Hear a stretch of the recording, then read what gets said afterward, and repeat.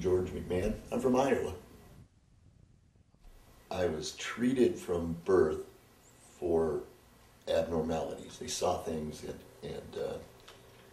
in my build and in my walk, just the way I was, that were a little abnormal. But they didn't bother to tell me that. They just treated me as if I was anybody.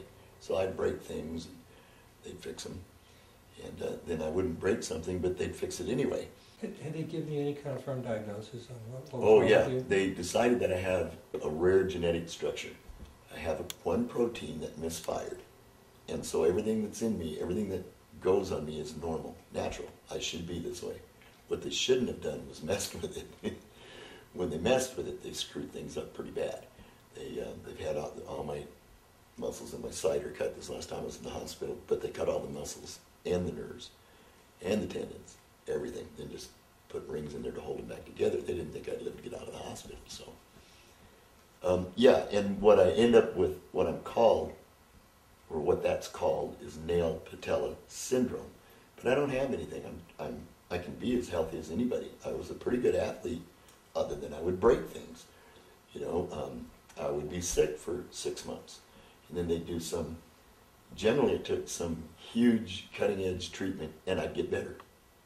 And so the consensus has been that what I probably needed in the first place, when my own body let it get out of control, whatever was attacking me, I probably needed the cutting edge treatment right then. It had been over with and I wouldn't be worried about it. They wouldn't have been dealing with it for 10 years. I reached a point at about age 38 that I had been during surgeries and other illnesses, been dead about 5 times.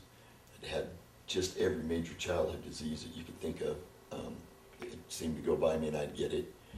And so I progressed to this point that I was being told, man, you have to, sir, you have to put your paperwork together because you're not going to go home from the hospital. And finally one night they came and asked me if I had my paperwork together, that I wasn't leaving and I probably wasn't going to make it through the night. And I said, well, no, I'm going home in the morning.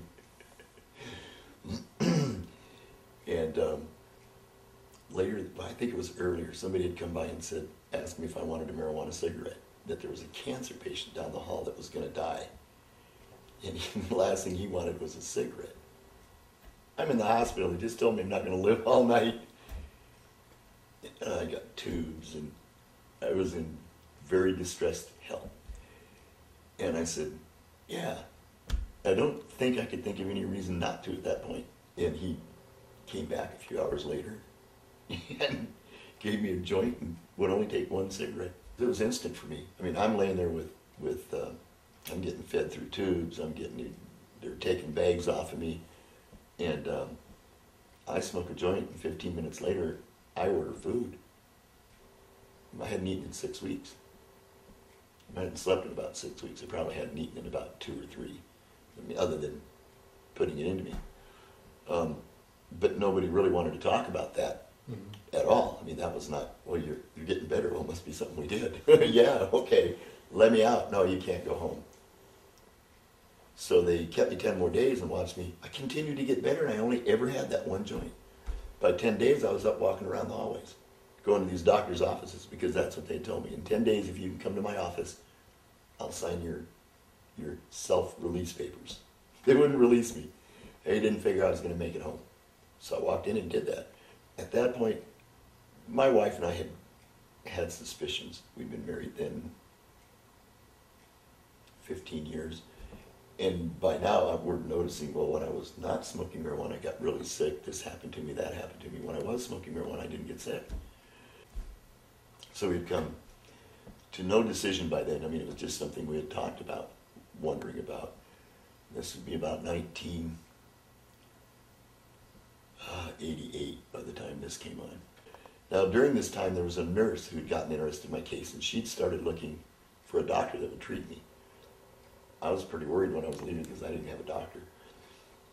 She contacted about 500 doctors in 3 or 4 states. I'm trying to remember now, that's been 20 years ago, so it might have been 5 states: Nebraska, Illinois, Wisconsin, Minnesota, I don't remember, but about 5 states. And there was about 500 doctors that refused to see me. one wrote back and said, well, that's kind of an interesting case. And they never mentioned that I had discovered marijuana was, and that first letter is just a cover letter saying, this is what's going on with this guy. Would you like to treat him? And he was a doctor, a local doctor. So I came back here. We lived near here then. He began the treatment almost immediately. He jumped through some hoops when he applied for it in Iowa, and they okayed it. Within 3 days, we had an okay back.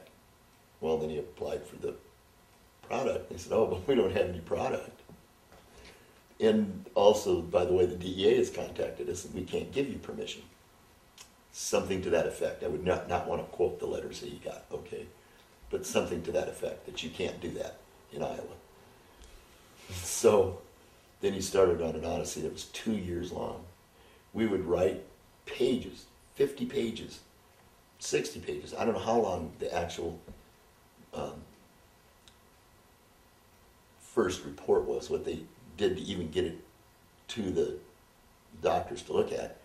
But then each time we fill it out, it's about 50 pages long. A protocol, and he did that for 2 years. We'd get it back, or we wouldn't hear anything for 6 weeks. So they'd been good about, well, they hadn't been good about, but you could make them answer within a certain period of days. And my doctor and his nurse had been very good about staying on him and wanting to know what was going on with where was the paperwork. As soon as it got filed 13, they'd find out. And they'd file it again, because they don't send it back and they don't notify you. They just throw it away. So you don't know if you're in the system or not. So they'd file out more papers. And that was about 2 years before they finally just ran out of reasons. Listen, they sent back paperwork, or file 13 did, because there was a period out of place. Oh, gee. Yeah, a dot over an I one time. So they must have had an English teacher going over and she's, I would guess, about 3rd grade level. And she found those I's and those periods, But regardless, that was the kind of stuff we went through for the next 2 years. At which point they conceded and we got the first shipment. I was taking 10 Percodan a day by then, and about 17 pills a day with all the different stuff I had to take. And I didn't take another pill after that. That was on a Friday. Saturday morning, I didn't take any pills. Now this is with the stuff from the government. Yep, government pot. Okay. I stopped. I just didn't need them. When I began a steady, known supply, everything changed. Because it's not very good. It's not very potent. And I don't want to diss their growing. They grow good marijuana, but they mix it. They downgrade it. Why? I don't know. They mix it with... They downgrade it. They make it, yeah. They have levels all the way down to below marijuana level, below 1.5, that they'll send. And I suspect that they do occasionally. I don't have any idea what the properties of this are, even though it says it on the can. They give any explanation why they degrade it? Or? I'm just a mouse in a project.